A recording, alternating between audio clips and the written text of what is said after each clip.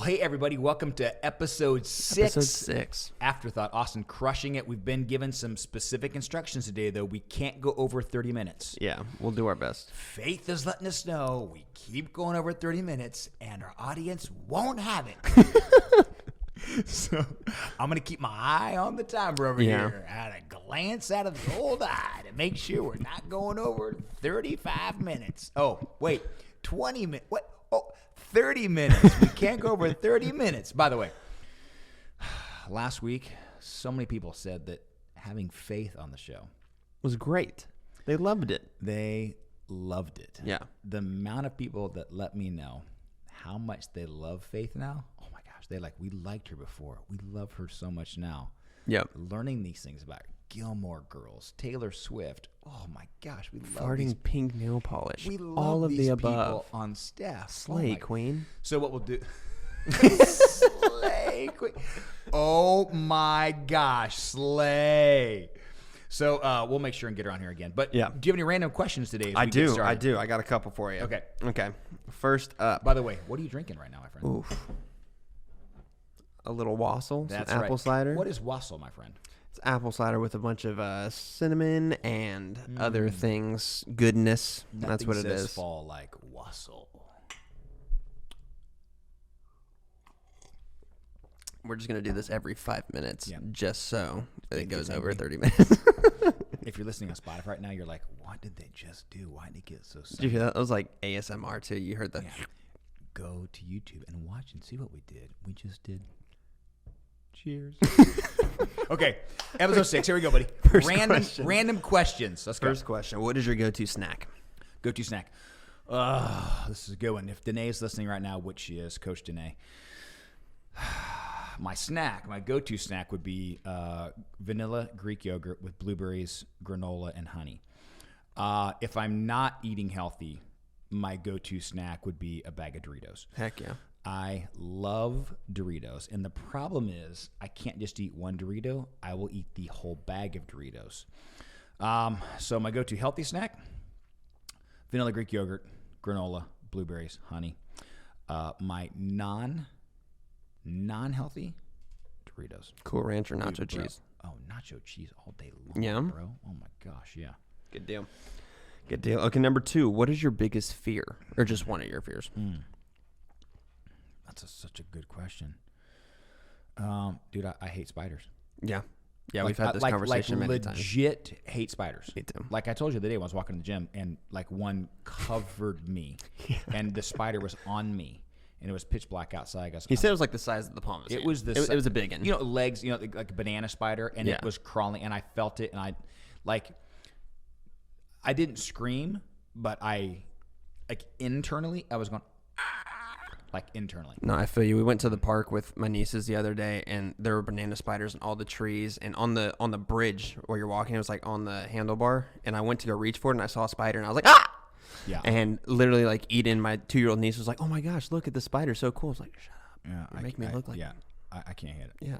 I kind of don't like the dark either, if I'm just honest. Like, I don't like walking. Well, it's in the because your dark. brain gets going, and Yeah. you think, It like, says, Freddy like, Krueger's there. Yeah, it's like when I'm walking in the gym in the morning, we have a light that's kind of broken and it flickers on the I was road. just about to say, that's even talking worse about? than just a light out. And It's I just- feel like as yeah. I'm walking in the gym, someone's going to... So I just, in my mind, I'm playing that through, that scenario. But I'm going to work out, so I'm ready. Yeah, it's like one of those movies where they take out the movements, so they're like, Yes. yeah. Oh, that's freaky. Like that. Oh, gosh. Yeah. Okay. Once again, if you listen to Spotify, you didn't see that. You're just getting on better the go watch us on YouTube. Subscribe, like. Okay. All right, number 3, staying on the same track, but not really at all. What is the best Christmas gift you've ever gotten and given? Oh, my gosh. Let me ask you, my friend. What's the best gift you've ever gotten from me at Christmas? Do you guys remember the PSPs? The portable PlayStations? That was probably my favorite. We got you the black one. Yeah, either that or Guitar Hero, because we played that all day. I forgot we got you that. And we Yeah. played, we got you movies for it, too. Yeah, so that was probably my favorite gift, just because at the time, that's what... I don't really want gifts ever, and that was the one thing I just wanted. So, Oh, dude. yeah. If they still have those, what are they called, PSPs? PSPs. We need to get one, seriously. If they sell them on eBay, we're buying one today. Sounds good. We're Let's do it. We're not leaving the office till we buy one. Best gift I've ever received. when I was probably high school, I was probably freshman. My parents bought me a drum set for Christmas, and I was totally blown away, excited. Because I played the drums. Yep. Got me like this really fire Slangerland white drum set with like black heads, Zildjian cymbals. It was incredible. So probably the best. That's pretty dope. Yeah. Okay. Next up, what would you say is one of your proudest accomplishments? Gosh. Okay. I would say from a personal perspective, probably like a relational perspective, probably my family. Like I think like you and Alyssa, Marissa, Dustin, Levi, my marriage with Mom, like probably our family is probably the greatest accomplishment ever. Seeing our kids in ministry, all of them in ministry, Dustin, Marissa, you, Alyssa, like seeing everyone in ministry, probably the greatest accomplishment ever. But I think from like a more business side of things, accomplishment, probably Anchor Church, because I never thought in my wildest dreams you'd ever be doing this. I would ever be doing this. So it still is mind blowing that we are doing what we're doing, and it's not because of us, because of God. So I think greatest accomplishment, probably like family, what y'all are doing, but then like what another great accomplishment is what God's doing through us through Anchor Church, probably. For sure. Dope. This is my last one. What is the longest? Okay, so if you guys don't know, my dad, he goes to bed at like 9 o'clock. He goes to bed pretty early because he wakes up super early. Dude, so I love going to bed at 9 o'clock. I wanted to know, what is the longest you've ever gone without sleep and why? I think that's a tough question, because I think I have gone through, like right now I'm in a season where I just don't sleep because there's too much on my mind, too much. Like I get up to the bathroom, like if I go to bed, let's say I don't go to bed at 9 because Mom hates to go to bed at 9, and I'm always the giving husband who does, let's go to bed at 11, but I'm still getting up at like 5. So the problem is right now, though, I wake up at 3 a.m. and go to the bathroom, and I can't turn my brain off. So I would say the longest I've gone without sleep, it's not consecutive days. It's probably like consecutive nights of lack of sleep. Gotcha. So I'm probably like every day living on like 3-4 hours sleep, which is not healthy. I know, and I'm probably going to get tons of emails, but my brain just doesn't turn off. So it's a season right now. So I'm probably in a season right now where I've probably got less sleep in my life right now than I have ever had the rest of my life ever. Yeah. So I get that. Does that answer that question? I don't think that. Yeah, that answers it. Yeah. Okay. Yeah. That was all I was wondering. Okay. Cool. Thanks, buddy. Love you. Thanks for making me feel horrible about myself. Great question, Austin. I want to take a nap.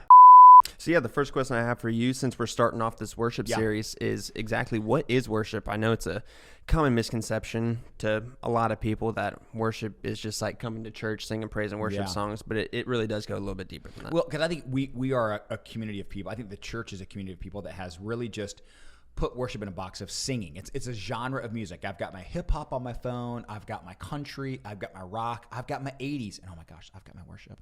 So I think it's like we have placed it in a genre of music. So we don't see, which biblically speaking, there's not a genre of music, worship in the Old Testament, New Testament. We have put it in a box and in a genre.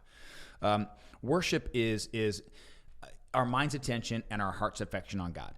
The way that I came up with the definition for it this weekend for this new series is all that I am responding to all that He is.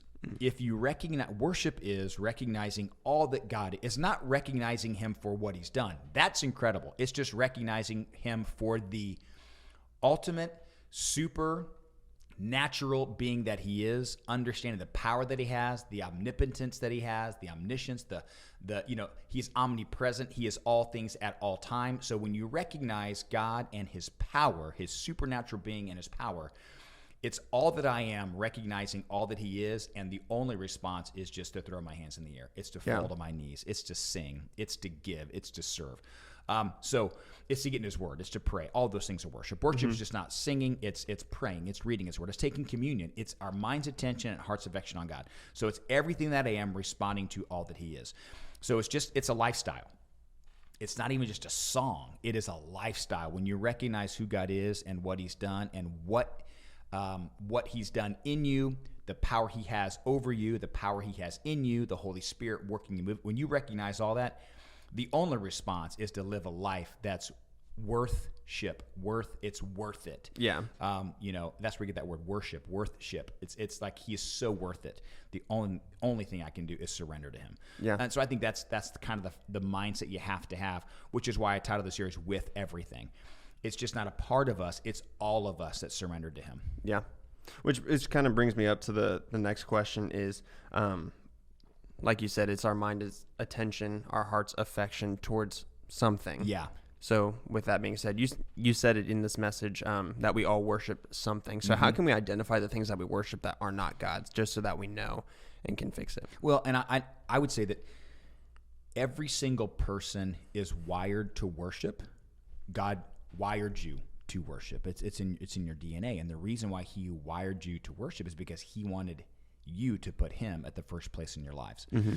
God's not going to because that's God's not going to put you in a headlock until you love Him. That's forced affection. God doesn't want forced affection. He wants a repentant love. He wants an aggressive love, and He wants us to love Him the way He loves us. So He's not going to force us into a relationship with Him, because that would be what kind of relationship would that be? You got to spend eternity with somebody you don't really even like. So He created us with that hole inside of us, if you will, to be filled by God. But because we have been created with that hole inside of us that can only be filled by God, if we don't fill it with God, we will fill it with blank. You'll fill it with love for your talent. You'll fill it with love for yourself. You'll fill it with love for a job, love for a paycheck.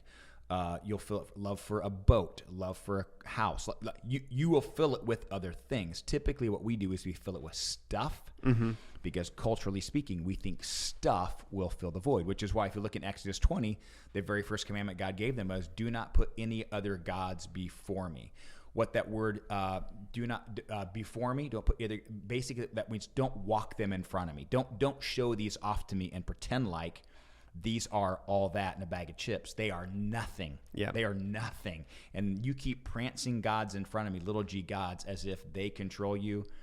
Don't put any other gods before. Don't prance any other God in front of me and make it seem like that God can take care of you, because I'm the only one that can. So I think us understanding that we can put other things in the place of worship in our lives. And if you wonder what it is that you worship, in the silence of your heart when you're all alone, what do you just dwell on? What do you think about? What do you obsess over? And I would say that's what you worship. If it gets your mind's attention and your heart's affection, what is it in the silence of your heart that you cannot stop thinking about? I would say that thing may then have taken the place of worship in your life where God should be. But if you're alone and you're thinking, I got to get in God's word, I got to talk to God, I got to pray to God, then I would say, then maybe He is who you worship, and not something, but it's just someone. Yeah, for sure. No, I think that's good. I think our relationship with God is what's supposed to be the most intimate, important relationship that we have. In general. So if we're replacing that relationship with other things, that's where it becomes a tricky situation, because you're taking that intimate relationship and trying to find that intimacy in somewhere else. So that's where it gets a little tricky. But which I think is what happens in a lot of relationships. I think a lot of people are looking for a relationship with the opposite sex of a sexual nature or whatever, because they think that's going to fulfill me. Right. And they're like, man, you're looking in the wrong place, Yeah. man. You're That's looking not the for right something, intimacy. Right? Sexual intimacy as opposed to spiritual intimacy that will never be found anywhere else except for in the presence of God, the power of God, the purpose of God. And that's really what that worship is. You recognize I can't be filled with anything else except for Him. Yeah, that's good. Next question. When our response in worship is awareness of, adoration to, and acknowledgement of His greatness, what does that look like in our everyday lives? I think it's recognizing that, number one, the greatness of God. If you look at the story we talked about this weekend, Luke chapter 7, you see here is Jesus at Simon the leper's house, which I think is so interesting to me that he's at Simon, because Mark, in the Gospel of Mark, so this story is in all four Gospels. We looked at it this weekend from Luke chapter 7. It's also in Mark chapter 14. Mark chapter 14, John Mark, who wrote the Gospel of Mark. So you have Matthew, Mark, Luke, and John. John Mark, who wrote Mark, actually calls him Simon the leper. Simon the leper. Now, in Luke, the text we read, he's Simon the Pharisee, not Simon the leper. What John Mark is reminding us of is that this dude used to be a leper. So we talked about this on the last podcast. If you have leprosy, you know it's very contagious. It's life-altering. You can't be around people. So how in the world did Simon the leper get healed? Jesus healed Simon the leper.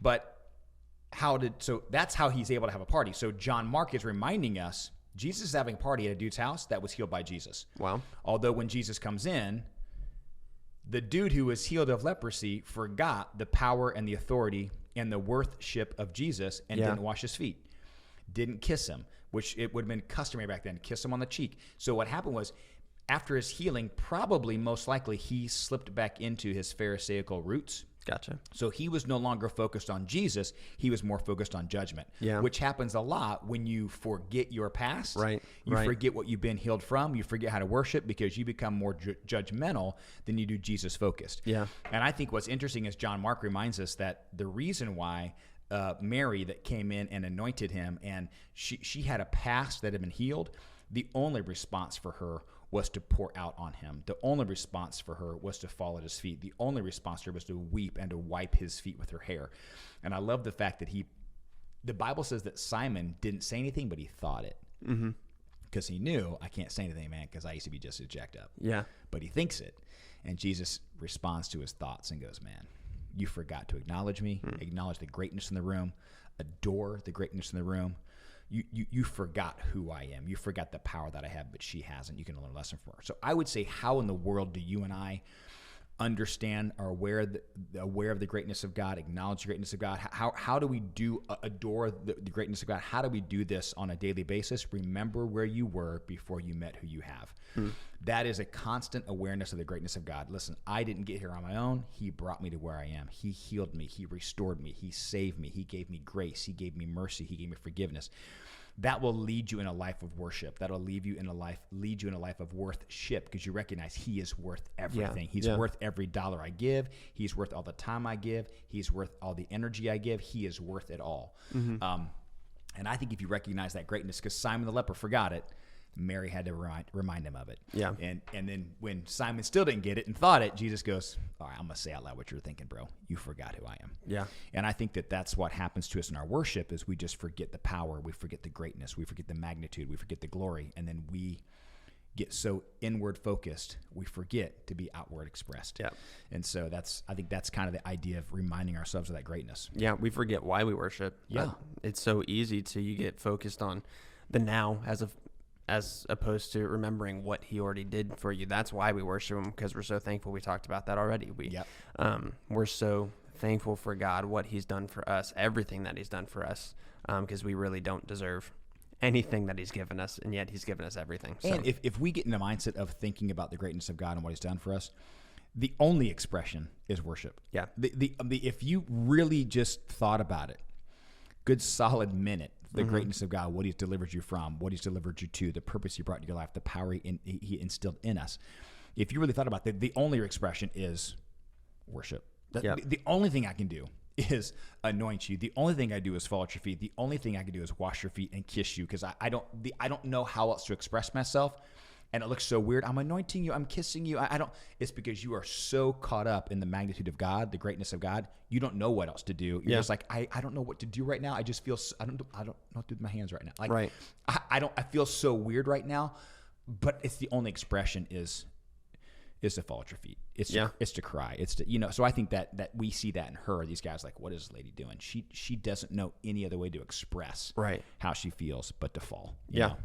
And obviously we can still fall, but that brings me to the next question. She was kissing his feet physically. She was doing everything in her power with Jesus there physically. So since Jesus isn't here physically, how do we worship him every day? All right. Let's see. How can I say this? I'm trying to give an illustration. Okay, so she's there. So, okay, modern technology, we have FaceTime. Yeah. Right? So she's able to kiss his feet. Modern technology. A few weeks ago, mom was gone to her parents to help her mom and dad move from Cheyenne to Maryland, helping the family transition. I want to see mom, so I like to FaceTime. Mom hates to FaceTime. She does. Hates to FaceTime. So I just want to see her. I want to see her expression. I want to be able to have a tangible look, right? So in modern culture today, do we have Jesus right here physically to kiss him, to adore him? We don't. But we do have an opportunity to FaceTime him. What does that mean? FaceTime him is like, I'm going to serve. Yeah. Because I know that people will see the expression. They'll see the expression of Jesus through me when I serve. I'm going to give, because I'm never more like Jesus than when I give. So I don't have the ability physically to kiss his feet, but I'm going to have an expression of kissing his feet by giving a tithe, by returning the tithe, giving an offering, by serving, using my time, sharing with people, getting in a crew, getting in a community, being here every single Sunday, giving everything that I have to all that he is. So I think those are tangible ways for us to go, I'm not here with him physically to kiss him or to anoint him, but I'm going to have this supernatural FaceTime with him so everyone can see the extension of him through me and everything that I do. I think that would be kind of like an idea of what I think. For sure. I love that. Essentially what you just said is be selfless. Yeah, 100%. And everything that you said. Everything. Serving others, being at the church to prepare yourself for God, giving, all those things are selfless acts. And I mean, that's what Jesus came down here to do, was not to be served, but to serve. So I think that's great. We are on the last question. Wow. Last question. We are doing good today. Do we need to take another sip of wassail? Let's do it. Hold on a second. If you're listening to Spotify, we're sipping wassail. Wow. Wish you had some of that. That was good stuff. Yeah. Here, do you want to hear this? Yeah. Hold on a second. Here we can do it. All right. We got plenty of time. This is making Faith really happy right now. Yeah. That was good. Oh, that was incredible. I know everybody just cringed at that. I cringed at it a little bit, but no, there's people driving right now going, I wish I had some wassail. sound like Droopy Dog. You know what, folks? Sit with the big guy. That's what we should do next week for random questions. Have me do all my impressions. Deal. We're making it happen. Here we go. We're making it happen. Okay, last question. Okay. So we've talked about this sermon kind of all week. You've been telling us all these fun little things that you found out. But I also know you were struggling to figure out what you can put in the message and what not to. So are there some things that you weren't able to fit into the message this weekend that you wanted to kind of just share with everybody? Yeah. This is I've been saying this, like, it's so difficult because there's so much I want to say in the message, and I have a very short window of time. It's like this podcast. I have a short window of time. So when I preach, like, because I think here, if we went deeper into the story, there's so much more we would find. Yeah. So much more we would find. Like, who is this lady? Yeah. If she's in all four gospels, yet we don't know. It's like, well, is this Mary Magdalene? Is it Mary the sister of? I fully believe it's Mary Magdalene. The reason why is because this is in Luke chapter 7. In Luke chapter 8, you see a group of women that go to follow Jesus. Mary Magdalene is one of the girls that follows Jesus. It says, who anointed him? Wonder who that was. Who anointed him? But that was also cured of 7 demons by Jesus. Which then gives us insight into why in the world she anointed him to begin with. It's because she was working the street. Let me say it that way. Not living on the street, working the street. So she pours on Jesus the perfume that would be used for her in the past to lure in men. Wow. She was cured of 7 demons. The only thing she knows of value that drew in men now, she no longer has to have, because she has the one man that she didn't draw to her, but he drew to him. Yeah. So it's like that concept where she goes, I don't need the perfume anymore for the world, so I will break it. Yeah. And I think it's that idea of you have to. Repentance is breaking loose of your past to walk in the potential of your future. Yep. That's what repentance is. She's like, I'm not going to just pour this perfume on Jesus and save the bottle just in case. She breaks it, going, I don't ever have to go back to what my old life used to fulfill in me, because it didn't fulfill me, it fed me. He fulfills me. And those are the kind of things I like. I love weekends preaching. It's so difficult when you have a shortened time frame, because it's like, if you dialed into the depth of each story, you would recognize, oh my gosh, there's so much. Like, why perfume? Why did she pour perfume? It was an Old Testament thing that she was doing. Yeah. You've got the altar of sacrifice, the altar of incense outside the temple, the altar of incense. Like, okay, let's just go deep for a second. We have plenty of time. The altar of incense, right? So before the priest would go into the temple, right, he's offering a sacrifice on the altar of sacrifice. They would burn the meat. They would take the hot coals, right, that had the meat sacrificed on it, and put it into a container, take it to the altar of incense, put it on the altar of incense. So the sacrifice was made at the altar of sacrifice. The coals were taken from the altar of sacrifice, put on the altar of incense, and then they would take perfume and pour it on the sacrifice that was made, and the pouring of the perfume on the sacrifice that was made in the hot coals would create a smell or an incense that would be a billowing smoke up to the Lord. So what Mary was actually doing was understanding Old Testament culture to pour perfume on the sacrifice that was going to be made. Wow.